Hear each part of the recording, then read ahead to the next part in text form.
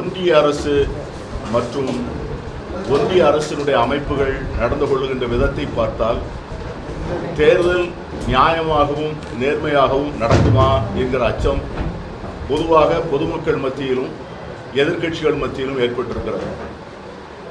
இரண்டு முக்கியமான காரணங்கள்.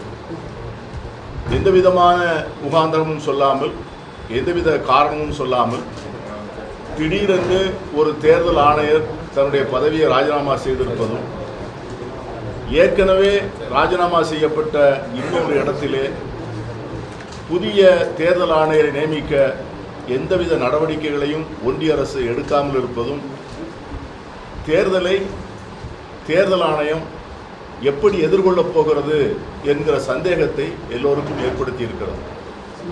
ஒரு சிங்கிள் மெம்பர் கமிஷன், ஒரு ஆணையரை மட்டுமே வைத்து தேர்தலை நடத்துவதற்கு அரசு திட்டமிடுகிறதா?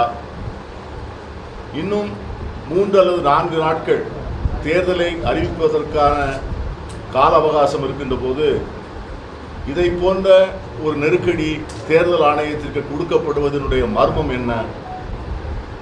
தேர்தல் ஆணையருடைய ராஜினாமா முடிவினை அவரிடம் பேசி காரணங்களை ஆராய்ந்து மீண்டும் அவரை பணியிலே அமர்த்துவதற்கான வாய்ப்புகளை தேடாமல் மிக அவசரமாக அந்த ராஜினாமாவை ஏற்றுக்கொண்டு உடனடியாக அந்த ராஜினாமாவை குடியரசுத் தலைவருக்கு அனுப்பி வைத்து அதை உடனே அரசிதழிலும் வெளியிட்டு அந்த இடத்தை உடனே காலியாக்க வேண்டிய அவசியம் என்ன என்கிற கேள்விகளும் பொதுமக்கள் மத்தியிலும் பத்திரிகையாளர்கள் மத்தியிலும் எதிர்க்கட்சிகள் மத்தியிலும் வைக்கப்படுகிறது.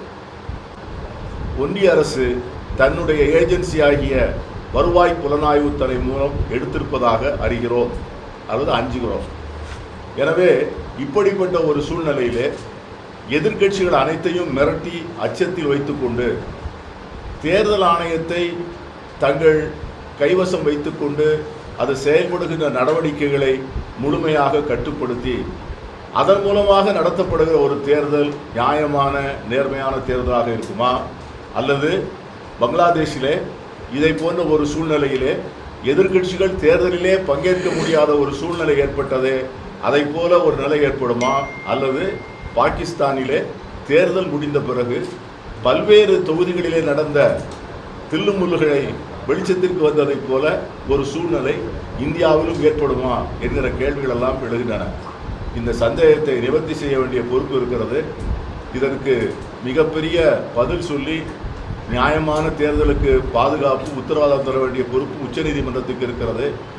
ஆனால் உச்சநீதிமன்றத்திலே யார் நன்கொடை தந்தார்கள் தங்களுக்கு என்கிற விவரத்தினை கூட வெளியிட முடியாது என்று ஸ்டேட் பேங்க் சொல்லுவது இந்தியாவிலே இருக்கிற மிகப்பெரிய வங்கியாகிய ஸ்டேட் பேங்குக்கு மிகப்பெரிய கேவலம்.